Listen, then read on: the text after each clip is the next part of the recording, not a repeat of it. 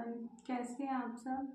I think सभी preparation में लगे हुए होंगे, मैं भी लगी हुई हूँ और अभी समझ पा रही हूँ कि मुझे क्या क्या आज के लिए टॉपिक सेलेक्ट करना है और उसको पूरा रिवाइज करना है। प्लस उसके साथ ही मुझे कुछ क्वेश्चन भी निकालने हैं अलग से, इस टॉपिक के अलग भी। तो आज का जो टॉपिक मैंने रिवीजन के लिए सिलेक्ट किया है वो है waves and sound. Waves and sound में से क्वेश्चन मुझे पुटअप करने हैं। इसमें बहुत सारे टॉपिक आ जाते हैं, जैसे एक टॉपिक आता है बीट, विस्पंद जिसको बोलते हैं, और रेजोनेंस ट्यूब में भी यानी अनुनादी नली जिसको कहा जाता है हिंदी में। तो इन दोनों टॉपिक में से बहुत अच्छे से क्वेश्चन बनते हैं, टीजीटी में भी बनते हैं और पीजीटी में भी बनते हैं। तो देखते हैं कि कैसे मैं इस टाइप के क्वेश्चन को सॉल्व करती हूँ और कुछ क्वेश्चन सॉल्व करते हैं। Let's see. टारगेट सेट किया था आज के लिए, वो ये किया था वेव्स एंड साउंड। ये मुझे पूरा रिवाइज करना था वेव्स एंड साउंड में से। तो इसमें से कुछ सम इम्पोर्टेंट क्वेश्चन देख लेते हैं कि किस तरीके से बन रहे हैं। लेट्स सी कि क्वेश्चन कैसे बन रहे हैं इसमें से। यहाँ से निकालते चलेंगे, हम निकाल भी पाते हैं या नहीं। जैसे ये फॉर्मूला है, देखो ये क्वेश्चन दे रखा है, the relation between the phase difference D delta phi and the path difference delta X. तो delta phi and delta X में जो रिलेशन होता है वो कौन सा सही होगा, इसमें से कौन सा ऑप्शन करेक्ट होगा। फेज डिफरेंस और पाथ डिफरेंस में हमें रिलेशन फाइंड करना है, तो इसका ऑप्शन कौन सा ठीक होगा। Delta phi equals to 2π/λ into D X, ये फर्स्ट ऑप्शन ही इसका करेक्ट हो जाएगा। ठीक है, और जैसे और क्वेश्चन देख लेते हैं हम। है द पाथ डिफरेंस, सबसे पहले हम पाथ डिफरेंस पे ही रिलेटेड क्वेश्चन देख लेते हैं। Two sound waves having a phase difference of 60 degree.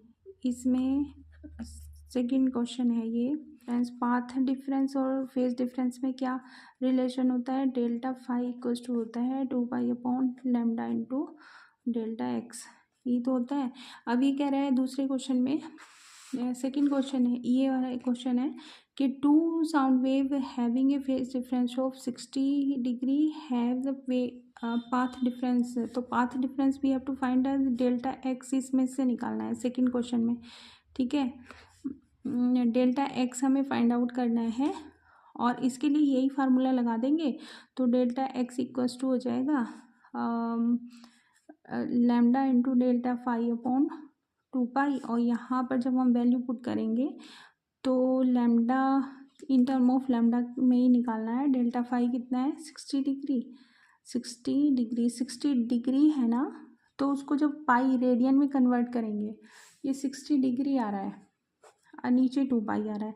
तो जब 60 डिग्री को हम रेडियन में कन्वर्ट करेंगे तो कैसे लिखेंगे, 60 डिग्री इंटू पाई और इसे पाई, यानी ए, अगर डिग्री को हमें रेडियन में कन्वर्ट करना है तो हम पाई से मल्टीप्लाई कर देते हैं और डिवाइड कर देते हैं 180 से।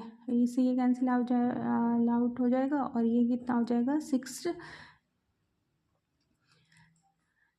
3 जा तो 5/3। वैसे भी पता ही होगा कि जो रेडियन 60 डिग्री का जो रेडियन में वैल्यू होती है वो π/3 होती है। तो यहाँ पे मैं 60 डिग्री नहीं रखूँगी, यहाँ पे मैं क्या रखूँगी, इसके लिए लैम्डा इंटू π/3 अपॉन 2/π से पाई कैंसिल हो गया, ये इसके साथ मल्टीप्लाई में आएगा तो λ/6 हो जाएगा।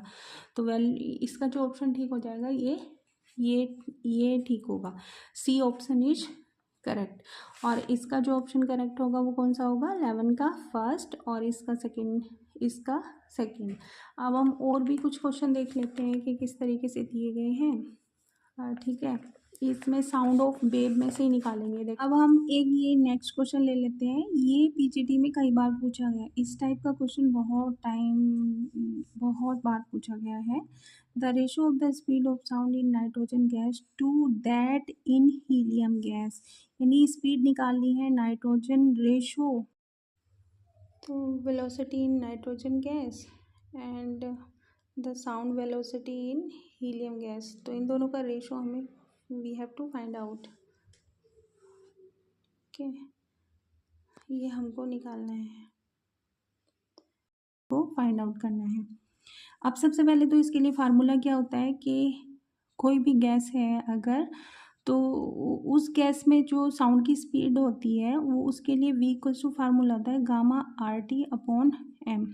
T is the temperature, R जो है वो गैस कांस्टेंट है, गामा जो है वो C P upon C V का रेशो है, और एम जो है वो हमारा वेट है, मॉलिक्यूलर वेट इसका।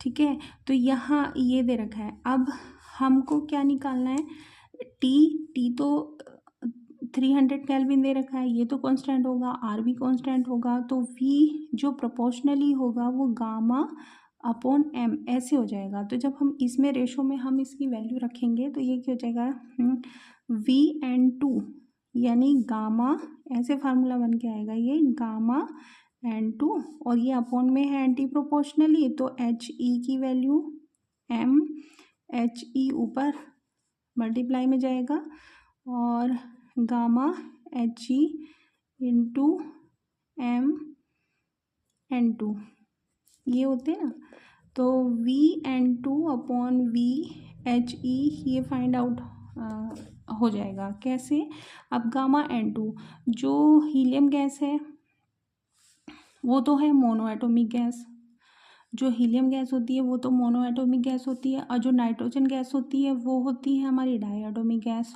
तो di atomic gas N2 di atomic gas है, तो उसके लिए गामा की जो वैल्यू हो जाती है वो हो जाती है 7/5। ये आपको लर्न करने पड़ेंगे, या फिर हम यहाँ से भी निकाल सकते हैं 1+2/F, जो हमने काइनेटिक थ्योरी ऑफ गैसेस में रीड किया था कि गामा की वैल्यू अगर ना लर्न हो इस तरीके से तो कितनी होती है वैसे निकाल लेते हैं। तो 7/5 आ गई गामा N2, और चूंकि गामा एच ई की वैल्यू कितनी आएगी, क्योंकि ये है mono atomic gas, H E क्या है, एक मोनो एटॉमिक गैस है ना, तो इसलिए गामा की वैल्यू यहाँ पे एच ई, इसलिए ये हो जाएगी 5/3।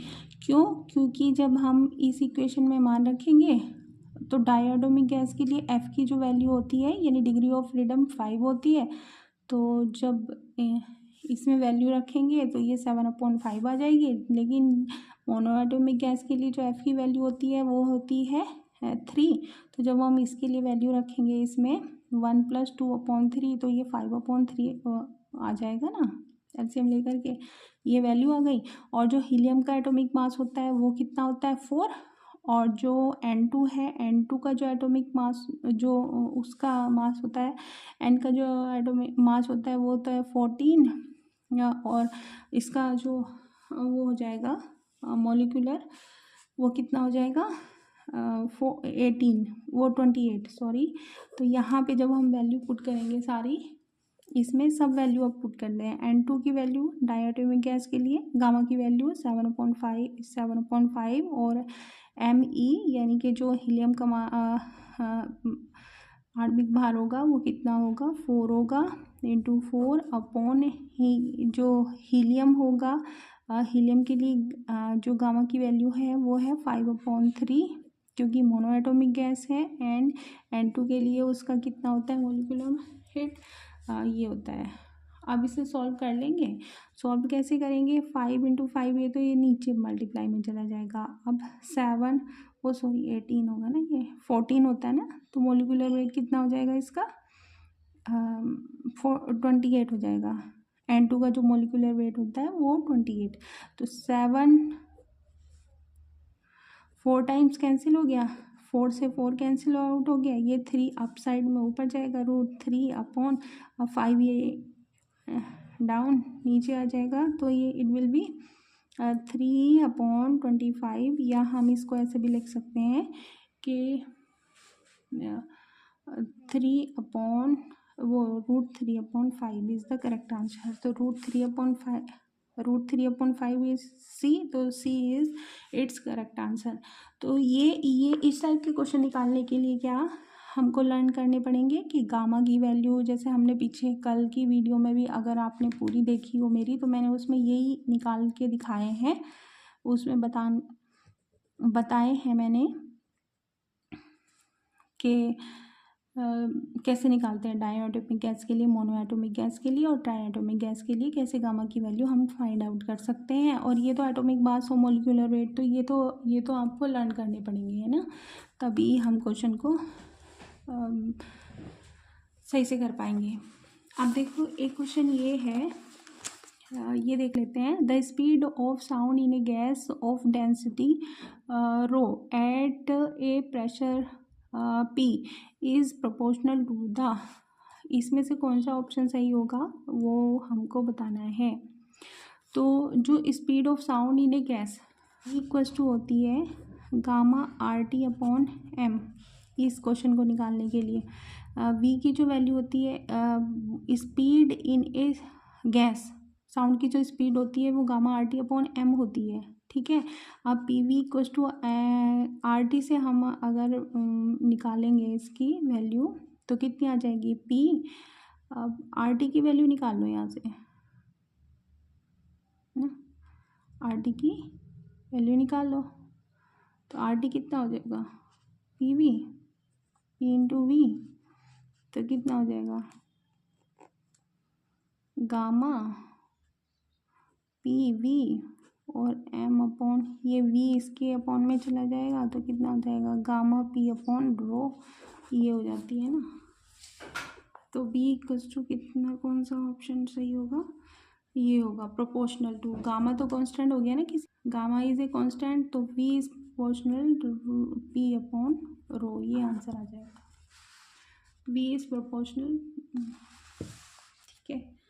ये कुछ क्वेश्चन हैं जो इस टाइप के क्वेश्चन आते ही हैं, इसी टाइप के क्वेश्चन आएंगे PGT और TGT में, ठीक है। और हम साउंड प्रोग्रेसिव वेव के कुछ क्वेश्चन देख लेते हैं, ये किस तरीके से करेंगे। तो देखो ये है इंटेंसिटी रेशो, इसमें फाइंड आउट करना है, ये दे रखा है y1 क्वेश्चन था हमारा, सेकंड क्वेश्चन है कि two waves represent by the following equation are travelling in the same medium, y1 equals to कितना दे रखा है 5, ये दे रखा है, लिखने की ज़रूरत नहीं है, उसमें टाइम हमें कंज्यूम करना है, इसलिए तो टाइम लिखेंगे तो टाइम जाएगा, इसलिए यहीं पे कर दो उसको, y1 इक्वल्स टू इतने और y2 इक्वल्स टू इतने। देन इंटेंसिटी रेशो फाइंड करना है, तो सबसे पहले तो मुझे यही पता होना चाहिए कि इंटेंसिटी होती क्या है। तो इंटेंसिटी I जो होती है वो हम लिख सकते हैं प्रोपोर्शनली A², ठीक है। इंटेंसिटी जो होती है वो जो एम्पलीट्यूड होता है उसके स्क्वायर की इक्वल प्रोपोर्शनली कर सकते हैं। तो I1/I2 इक्वल्स टू हो जाएगा A1 का स्क्वायर अपॉन A2 का स्क्वायर। अब ये दो इक्वेशन दे रखी हैं, तो जब हम ये इक्वेशन है y1, तो जब हम ये जो प्रोग्रेसिव वेव होती है उसकी जो इक्वेशन होती है y equals to A sine, ठीक है, ओमेगा t माइनस kx, ये इक्वेशन होती है, ठीक है, ये इक्वेशन होती है ना प्रोग्रेसिव वेव की। तो जब हम इसकी कंपेयर इससे करेंगे तो हमें तो सिर्फ इंटेंसिटी निकालनी है, तो A चाहिए, एम्पलीट्यूड A चाहिए, तो A की वैल्यू कितनी आ रही है यहाँ पर A1 y1 की वैल्यू हो जाएगी, तो ये A1 निकल जाएगा तो 5 आ रही है, और A2 कहाँ से निकलेगा यहाँ से, तो ये 10 आ रही है, 10 है, ये 5 है और ये 10 है। जब हम इसमें पुट करेंगे ये वैल्यू तो I1/I2 इक्वल्स टू हो जाएगा